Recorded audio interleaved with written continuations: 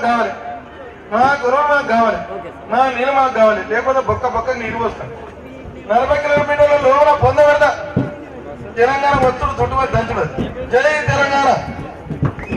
విధంగా కేసీఆర్ గారు, అలాగే వి హనుమంతరావు గారు మాట్లాడుతుంటారు. ఆయన కనిపిస్తే జగన్ పైన దాడి చేస్తుంటారు. వి హనుమంతరావు హైదరాబాద్ ఈ లోకల్ స్టైల్లో మాట్లాడుతుంటారు. మేమంతా మాట్లాడుతుంటాం పాతబస్తీ గారు. మరి ఇంద్రపై నేను ఒకటి చెప్తున్నాడు, ఒకటి చెప్తున్నాడు. జుమ్మా జగన్ అనుకుంటా జగన్ చెప్పారా? అరే నేను ఒకటి చెప్తున్నాను, ఆయన ఒకటి చెప్తున్నాడు. అంటే తండ్రి చచ్చిపోమని కొడుకు కొలి వెనకే మన ముఖ్యమంత్రి సీట్ లేకపోతే మన గవర్నమెంట్ డ్యూటీ.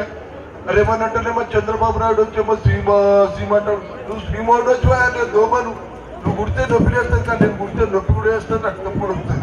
ముందే మురికుంటే ఉప్ప దోమని నేను బిడ్డ. ఇది కూడా చూసుకో, అది కూడా చూసుకో. విధంగా మరి హనుమంతరావు గారు అయితే బొత్స సత్యనారాయణ మాట్లాడితే ఎందుకంటే బొత్స సత్యనారాయణ గారు ఆయన చంద్రబాబు నాయుడు గారి పై దాడి చేస్తూ ఉంటారు. బొత్స సత్యనారాయణ ఏం మాట్లాడతానండి, నేనేం మాట్లాడతాను, మంచిది మాట్లాడతారు, మంచిది మాట్లాడతారు. అంతే కాదు, చంద్రబాబు నాయుడు గారు వ్యాపారం చేసుకుంటా, మేమైతే చేసుకోకూడదా?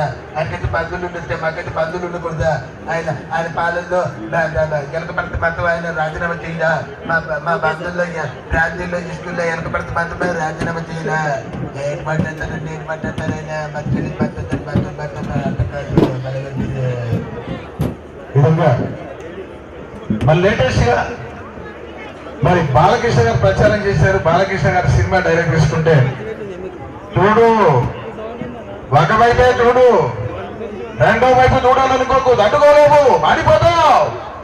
మరే వీరరాఘవరెడ్డి దొంగల త్వరలా వచ్చా, నీ ఇంటికి వచ్చా, నీ నటింటికి వచ్చా, నీ మూతి మీద పలిచింది మీ అయితే రారా చూసుకుందావు. నీ ప్రతాపము నా ప్రతాపము, కత్తులతో కాదు కంటి చూపుతో చంపేస్తా. రేసు నువ్వు చెప్పినా సరే, నేను చెప్పినా సరే, టైం నువ్వు చెప్పినా నేను చెప్పినా సరే, ఎనీ టైం సింగిల్ హ్యాండ్.